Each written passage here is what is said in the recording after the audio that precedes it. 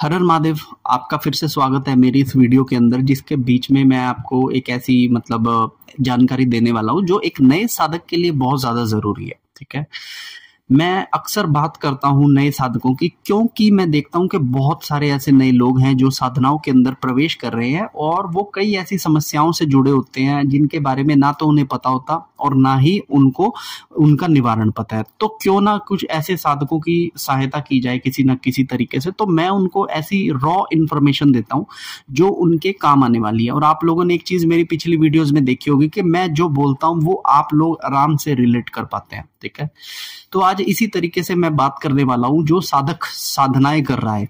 साधना मतलब किसी चीज को सिद्ध करना।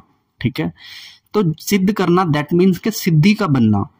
अब आज मैं आपको लोगों को बताने वाला हूं कि कुछ साधना के अंदर 65% लोग ऐसे हैं जो बहुत लंबे समय से पूजा पाठ कर रहे हैं। आप मान लीजिए कि 6 साल से 7 साल से पूजा पाठ कर रहे हैं, लेकिन उनकी एक भी सिद्धि पूर्ण नहीं हुई। ठीक है, ना तो उन्हें किसी के दर्शन हुए, ना ही उनके मंत्रों में बल लगता है। और सबसे बड़ा सिम्टम होता है कि हर 10 दिन के बाद उनका मन उच्चाटित हो जाता है साधना करने से। तो ऐसी क्या चीज होती है जो उनको साधना नहीं करने दे रही? अक्सर जो उन्होंने मंत्र जाप किए हैं तो उससे उनकी सिद्धि क्यों नहीं बन पा रही? मेन लॉजिक तो यही होता है। ठीक है, क्योंकि जब तक आपने किसी सिद्धि को पूरा नहीं किया ना, वो सिद्धि आपको परेशान करती रहेगी। क्योंकि हम लोग भागते हैं ताकत के पीछे, हम लोग भागते हैं चीजों के पीछे, लेकिन हमने एक चीज को जब पकड़ा है, अगर हमने उसे पूरा नहीं पकड़ा तो वो चीजें हमें दुख देना शुरू कर देंगी। ठीक है, हमारी नेक्स्ट साधनाओं को भंग करना शुरू कर देंगी। तो आज मैं आपको बताने वाला हूं कि कैसे हमारी सिद्धियों का लॉस हम खुद करते हैं। तो सबसे पहले मैं शुरुआत करूंगा कि वीडियो अच्छी लगे तो आप इसे लाइक कीजिएगा, चैनल को आप सब्सक्राइब कर लीजिएगा और अपने साधक मित्रों के साथ इसे जरूर शेयर कीजिएगा। ठीक है, तो सबसे पहले मैं आपको बताता हूं कि सिद्धियां जो होती हैं कि सबसे पहले हम लोग जब बैठते हैं तो हमारा मंत्र जाप शुरू होता है। मंत्र जाप के साथ हमारी कुछ प्रैक्टिसेस भी होती हैं, जैसे कई बार हम त्राटक साधना करते हैं, कई बार हम चलते फिरते मंत्र जाप करते हैं, हम अपना खाना छोड़ के व्रत करते हैं, रात को खाते हैं, भोग लगाते हैं, हवन करते हैं, सारी चीजें हम लोग करते हैं, मंदिर में जाते हैं, नारियल चढ़ाते हैं। बहुत सारी प्रैक्टिसेस हैं जो हम अपनी साधना के दौरान करते हैं। तो यहाँ पर जो सिद्धि होती है वो 3 प्रकार की सिद्धियां हमारे पास होंगी। सबसे पहली जो सिद्धि होगी वो होगी हमारे पास जो शुरू से आई है, जिसके बारे में हमें ज्ञान नहीं है। जैसे कि मेरे पास, ठीक है, सिद्धि मेरे पास बचपन से थी, लेकिन मैंने उसके बारे में मुझे ज्ञान नहीं था। तो जैसे जैसे मुझे उस सिद्धि के बारे में पता लगने लगा, मेरी सिद्धियों के बारे में, तब मुझे पता लगा कि मेरी सिद्धि परिपक्व इसलिए है क्योंकि ये पिछले जन्मों से मेरे साथ कैरी फॉरवर्ड हुई है। नंबर 1। ठीक है, दूसरी सिद्धि होगी जो आप खुद से घर बैठकर आप जाप कर रहे हैं और आपकी सिद्धि बन रही है। ठीक है, ये दूसरी प्रकार की सिद्धि बनती है। और तीसरी प्रकार की सिद्धि वो होती है जो कोई गुरु अपने थ्रू आपके अंदर ट्रांसफर कर रहा है। मतलब आप मेहनत तो कर रहे हैं, लेकिन आपकी मेहनत के पीछे बहुत बड़ा हाथ आपके उस गुरु का है, उस भक्त का है, जो अपनी ताकत से आपकी सिद्धि को बनाने की कोशिश कर रहा है। ठीक है, तो सबसे पहले मैं बात करूंगा कि हमारे बॉडी के अंदर जो भी सिद्धियां बनती हैं, हम अपनी मर्जी से बनाए या फिर कोई हमारी बनवाए, या फिर हमारे पूर्व जन्मों से अगर कोई सिद्धि हमको जब मिल जाती है, तो वो सिद्धियां का हमारे पास बहुत सारे ऐसे पॉइंट्स है जहां पर लूप होल्स, मैं कहूंगा उन चीजों को, जहां पर हम अपनी सिद्धि को गवाते हैं। ठीक है ना, तो सबसे पहली चीज नंबर 1 से मैं स्टार्ट करता हूं कि हमारी सिद्धियों का नुकसान कैसे होगा। ठीक है, और वो कहां पर जाकर बैठने वाली है। तो पॉइंट नंबर 1, ठीक है, हमारी बॉडी के अंदर सबसे पहले सिद्धि अगर आएगी तो वो हमारे कहां पर बैठेगी? कर्ण द्वार पे। कर्ण द्वार मतलब हमारे कान का द्वार। ठीक है, अक्सर वैसे देखा जाए तो कोई पर्टिकुलर जगह नहीं होती है, लेकिन मैंने मैक्सिमम लगा लीजिए कि 60% लोगों के सबसे प्रथम सिद्धि आकर कर्ण द्वार पर बैठी हुई दिखती है। इसका संकेत कैसा होता है कि जब भी आप पूजा करेंगे तो आपके कान के अंदर थोड़ी सी खुजली होगी। ठीक है, इससे आप समझ जाइए कि कोई सिद्धि आकर आपके कर्ण द्वार पर बैठी है। दूसरी चीज, अगर आपके कर्ण द्वार पर सिद्धि नहीं आकर बैठ रही है तो कुछ लोगों के विशेष रूप से सिद्धि आकर बैठती है उनकी रीढ़ की हड्डी के अनाहत चक्र जो होता है, जिसे हार्ट चक्र कहते हैं, उसकी बैक साइड पे। तो ऐसे में उनको दर्द होता है, जो साधक होगा उसको अपनी कमर में, रीढ़ की हड्डी में दर्द होगा। अब उसको लगेगा कि शायद मेरी रीढ़ की हड्डी, मैं सीधा होकर बैठा हूं शायद इस वजह से दुख रही है, लेकिन वो रीजन नहीं होता है, क्योंकि जिस समय आप ध्यान कर रहे हो, पूजा कर रहे हो, तो एक पावर आके आपके हार्ट चक्रा की बैक साइड पर जाकर बैठती है, जिससे आपकी कमर के पीछे ना यहाँ एक ऐसा बल सा लगेगा जिससे आपकी कमर में हल्का सा दर्द होगा। आप उसे कई बार ऐसे ऐसे करके एडजस्ट भी करेंगे, लेकिन फिर से जैसे कमर सीधी करेंगे तो आपकी कमर की रीढ़ की हड्डी में फिर दर्द होगा, वो ठीक नहीं होता दर्द, सबसे बड़ा उसका संकेत है। ये हो गया दूसरी जगह बैठने की सिद्धि, ठीक है।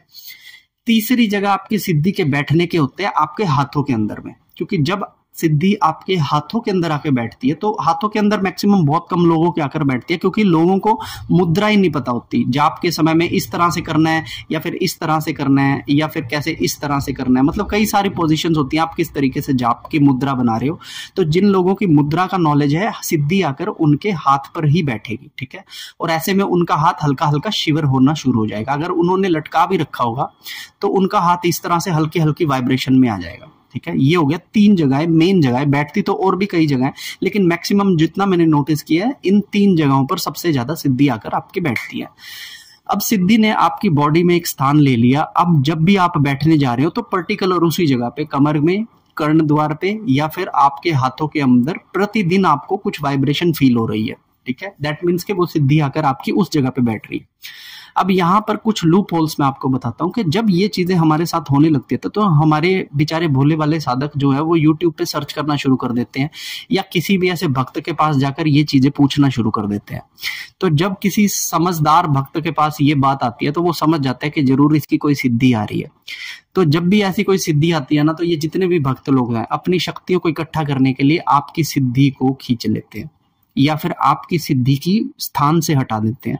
आपको लगता है कि जो पहले कमर दर्द आपको हो रहा था अब नहीं हो रहा, लेकिन वो एक तरह से आपका नुकसान हुआ है, क्योंकि वो सिद्धि पहले आकर आपके यहाँ बैठ रही थी, लेकिन उसने अपने मंत्र जाप से या झाड़े से आपके ऊपर जो भी लगाया उसने, उससे वो सिद्धि ने अपनी जगह छोड़ दी। अब हो सकता है कि वो आपकी बॉडी में किसी और जगह पर जाकर बैठे या फिर आपकी बॉडी को छोड़ दे।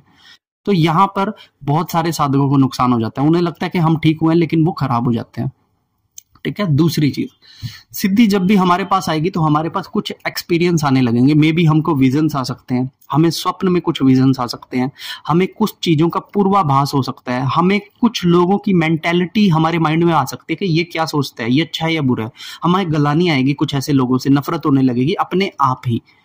ये काम कौन कर रहा है? ये कर रही है आपकी सिद्धि।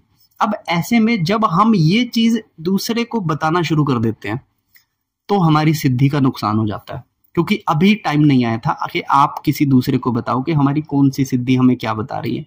मैंने देखा है मैक्सिमम लोग शेयर करते हैं कि मेरे साथ जो होने वाला होता है मुझे पहले पता लग जाता है, मैं सपने में जो कोई चीज देख लेता हूँ मुझे पहले पता लग जाता है। या फिर दोस्तों के बारे में बताना शुरू कर देंगे कि तेरे घर पे लड़ाई चल रही है ना, तेरा मूड खराब है ना, तेरा ब्रेकअप हो गया ना, तेरी बंदी किसी और के साथ है, मुझे ऐसा लगता है। तो ये जब बातें वो दूसरों को बोलने लगते हैं ना, तो अभी वक्त नहीं आया था, लेकिन आपने उन सिद्धियों का इस्तेमाल दूसरों को बताना शुरू कर दिया। यहां पर आपकी सिद्धि दूसरी बार लूप होल के अंदर चली गई, ठीक है। तीसरी चीज, हमारे पास सिद्धि आई, ठीक है। अब हमें क्या चाहिए था कि हमें ध्यान तो ईश्वर के अंदर ही करना था, लेकिन अब हमारा ध्यान उस सिद्धि को उठाने में लग गया। आप एक चीज हमेशा याद रखना, आप पूजा पाठ जब तब कर रहे हो भगवान के लिए, किसी सिद्धि के लिए नहीं कर रहे। सिद्धि तो सिर्फ आपको मिल रही है पूजा करने से। अब यहाँ पर बहुत सारे लोगों को क्या होता है कि थोड़े से विजन यहाँ पर आने लगते हैं, थोड़ी सी ऊर्जा यहाँ केंद्रित होने लगती है और वो बैठकर यहीं पर ध्यान लगाना शुरू कर देते हैं। ये आपकी सबसे बड़ी गलती है। आपको वही करना है जो आप पहले से करते आ रहे हो, वो करने से आपकी ये सिद्धि यहां तक आई है। तो यहां पे फिर से ध्यान करने से आपकी सिद्धि यहां से आगे नहीं जाएगी। आप वो ही करते रहो जो शुरू से कर रहे हो, ईश्वर का ध्यान। आपकी सिद्धि अपने आप यहां आई है, अब यहां से यहां तक भी उठ जाएगी, ठीक है ना। तो ये था तीसरा लूप होल जो आम साधक लोग करते हैं, ठीक है। चौथी चीज एक मैं आपको बताता हूं कि आप जिस देवता की पूजा करके सिद्धियां पा रहे हो ना, उस देवता के कुछ नियम है। फॉर एग्जाम्पल, हनुमान जी का जो नियम है वो है स्त्रियों की हमेशा से इज्जत करना, स्त्रियों के पीछे लड़ मर जाना और उनकी इज्जत का मतलब के हमेशा ख्याल करना, बड़ों का आदर करना, और जितने भी जो आपके मित्र हैं जो आपके साथ अच्छा व्यवहार करते हैं उनकी मदद को हमेशा तत्पर रहना।